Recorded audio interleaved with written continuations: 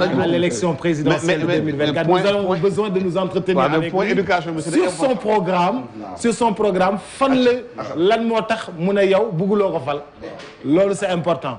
waaw Assane Gueye. waaw man xam naa li tax Sénégalais yi par exemple en 2007 joxoon ko 0,48% je crois si je ne m'abuse 2007 élection présidentielle. xam nga nag Sénégalais ñoo ko jox wala c'est les résultats proclamés par le gouvernement. man suma lecture mooy da nga amul conviction parce que j'ai appris que au départ marxiste léniniste nga woon après nga dem ci ajustement structurel yi après ci Idriss Seck pour sa déclaration ba Ablaye Wade daano ak tout ça ba mu nekk au pouvoir vous en fait mënuloo koon xool sax en photo ni ak yu demee noonu en peinture après nga ñëw ci moom li tax mënuloo évoluer en politique pour man da nga amul conviction et amuloo courage pour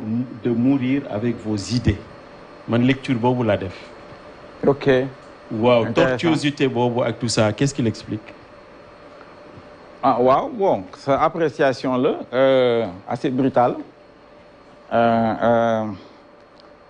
xaw ma nag foo ko teg bon déjà man jàpp naa ne je suis pas tortueux ndax la may wax depuis 15 ans moom laay répété kenn mënu ko weddi sukkandiku ci ay téere yu ma bind les Africains sauveront-ils l'Afrique en 1996 xam nga ndax liir ko liiruloo ko. waaw xamuloo ko kon nanga mën a xam dara ci. non moi je lis des romans par contre. c'est très bien je lis des romans également. je lis des romans. pour moi la littérature c'est le roman. je lis roman. non lii du littérature lii essai la. déedéet c'est la même chose ah. si c'est pas la même chose. déedéet roman ngeen fiction la. c'est différent ak essai roman fiction la monsieur Guèye yow tamit. d'accord man mii sax maa ngi bind roman. ma xamal la lool. waaw. un dialogue entre un soufi et un scientifique waaw donc sooy wax nit ki da ngay xam exactement fu mu jógee fu muy dégg des il faut faire des. Vous avez été marxiste-léniniste dans le temps. Marxiste dans notre génération tout le monde était marxiste-léniniste. Après vous êtes devenu. non dégg pas on n'est pas devenu déglu ma rek. xam nga ñun on a grandi dans une période de lutte de libération. ma xamal la lool lutte de libération yi. Guinée-Bissau déglu ma Amilcar Cabral. Samir Amin ñoom ñoo fi newoon. donc tout le monde était embarqué au lycée dans ça. loolu mooy dëgg gi. Macky Sall sax d'accord na Maoïs ak Anta Diop. xaw ma naan man du ma dugg ci loolu mais dama la wax xam nga notre génération. non déglu ma notre génération ñëpp dugg nañ ci loolu. loolu dugg nañ ci loolu. loolu yëpp am na fi. parce que c'était ça la période. ñun ñëpp on était là-dedans. je ne veux pas citer de nom. Vous avez évolué comment? déglu ma là-dedans c'est ça. léegi par la suite ce qui s'est passé moi je suis un scientifique rigoureux qui vérifie les hypothèses sur lesquelles on travaille. soo liree les Africains sauveront-ils l'Afrique di nga gis. Qu'est-ce que moi je suis en train de dire mais liiruloo ko nga di ma attaqué xam nga loolu daanu na soo ko liiroon di nga wax ne nous avons revisité les théories de Samir Amin parce que ci yooyu nañu màgg Samir Amin moo fi yéen newoon Université de Dakar l'échange inégal moo fi newoon ñoom Senghor di wax détérioration des termes de l'échange ñoom Senghor di wax socialisme africain loolu la woon Samir c'était le centre et la périphérie yooyu noonu doon wax looloo fi newoon on a grandi là-dedans mais moi j'ai revérifié toutes ces théories est-ce que la détérioration des termes de l'échange est vérifiée bu ma demee ba am samay outils scientifiques mathématiques économétriques ñu vérifier loolu yëpp ñu ne Samir Amin la mu doon bind sur l'échange inégal c'est pas faux l'échange inégal am na dans des conditions très restrictives loolu la bind dans des conditions très restrictives mën na am mobilité des capitaux mais le travail ne bouge pas Moi, hypothèse échange inégal. Mais si tu constates de facto que moi j'ai constaté que l'Asie s'industrialise, le Japon, la Chine, la Malaisie, alors il y a un problème. Dans le cadre du système monde, on peut s'industrialiser. Quelles sont les conditions dans lesquelles on s'industrialise? Transfert de technologie. Qui a eu l'idée, c'est l'homme qui les Africains souverains de l'Afrique. Donc, nous ne me comprendre, soit démolé fort, où j'écris clairement qu'en réalité, les problèmes sont des problèmes d'abord institutionnels, les priorités institutionnelles. Les problèmes sont d'abord institutionnels. Moi, je suis resté longtemps sur la culture. Et à partir de ce moment-là, j'ai commencé à travailler, à étudier comment on doit faire pour nous développer. Comment on doit faire pour avancer. Alors, du point de vue doctrinal, moi, effectivement, il y a également autre chose. Par exemple, la science toute triomphante de la raison qui est fondamentale à la culture gréco-romaine, avec la raison triomphante, la science positive avec Yoyu.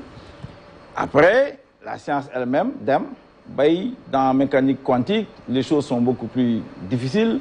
Même Gödel, avec les théorèmes de Gödel, parce que on va lire.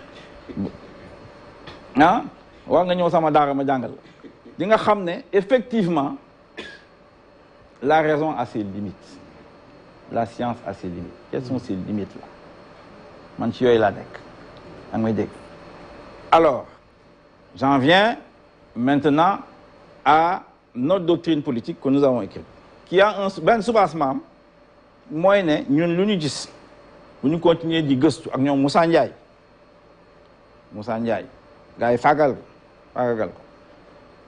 Mais Disney, mais attention, c'est vrai, la raison résonante culture gréco-romaine, progrès des juifs dans le monde, imposé nous, mais pour autant, avec ça, l'économie de marché et tout ça, à partir de ce moment-là, il y aura la paix et la stabilité. Qu'est-ce qui manque? En revisitant la culture africaine, nous sommes cliftef, moniac, donc, c'est là d'où vient l'esprit de responsabilité. Donc, il faut compléter la raison résonante, le progrès. Il faut le progrès, il faut avancer, mais en progrès, comme machine, n'est-ce pas? Mais il faut également cliftef. Donc, sur une doctrine, nous fondée au cliftef, partage du pouvoir et la varta. Ça, c'est une chose. Une autre chose, c'est la tactique politique. Vous le confondez, sinon, on doit avancer. Tactique politique. L'analyse impose la séparation. Moi, le Descartes dit quand tu lis des romans. Descartes, soyez analysé, il faut décomposer le problème en éléments simples. Donc, nous allons mélanger ma trajectoire idéologique et doctrinale avec des tactiques politiques d'un parti politique à un moment donné. Alors, tu dis, 2007, je suis candidat à la présidentielle. Effectivement, je suis candidat à la présidentielle. J'arrive, j'ai écrit en 2003-2004 le Sénégal un lion économique. Je parle d'émergence. Ni fi wax émergence yeb man ma lañ ko jëk wax ma lañ ko gëna xam yag ci liggéey voyager bind ci def ci ay communication scientifique reconnue par mes pairs parce que c'est ça qui est important. Alors, les priorités institutionnelles, il faut faire de la politique. Je suis décidé à faire de la politique. On a cherché quelqu'un à soutenir parce que nous n'étions pas en politique. Addis Abeba, etc. Finalement, avec Moussa Ndiaye, nous avons coup de fit, nous avons politique. On ne tombe pas du ciel. Moi, mon père est un nationaliste. Ibou Diallo Magam, c'est un nationaliste. C'est des combattants. Nyom, ses frères, c'était des syndicalistes. Un peu partout, à Saint-Louis, ailleurs. On vient de cette tradition-là de lutte. Ni bok nañu para Sénégal, ni bok fi. Donc, ñun ci loolu la ñu yaré. Dama bëgg nga xam loolu mu leer sa bopp. Donc, on n'est pas absent depuis 2 siècles de ce qui se fait en politique en Sénégal. Ibou Diallo, l'un des fondateurs de MFDC. Absolument. Qui est originaire du village de Kanel, d'où je suis. Waaw, ginnaaw Kanel, waaw. Waaw, mais il est parce que Seydou Sall, bi nekk journaliste de Canada. Waaw, sëtam la, waaw. Sëtam la. Waaw, c'est lui qui m'a dit Ibou Diallo, originaire de Kanel. C'est l'un des fondateurs de MFDC. C'est important pour l'histoire. Waaw, mais c'est vrai. Mais oui, 47. Oui. Moom effectivement dëgg la moom ak Émile Badiane ak Edouard Diallo ak Edouard Diatta ñoom ñoo créé MFDC. mais MFDC non déglu ma non foog nga wax ak sénégalais yi mu leer. waaw MFDC 47 association la woon. bokkul ak bii. déglu ma rek man maay wax association la woon. c'est une association qui a viré après pour faire de la politique. Et en 53 ils ont rejoint le parti de Senghor, le BDS. Absolument. Après il a fini sénateur etc. député maire moom Mamadou Diallo la àndaloon. donc noonu la demee. Ça m'a pas parlé, c'est clair. Donc, je veux juste nous taxawaat tuuti.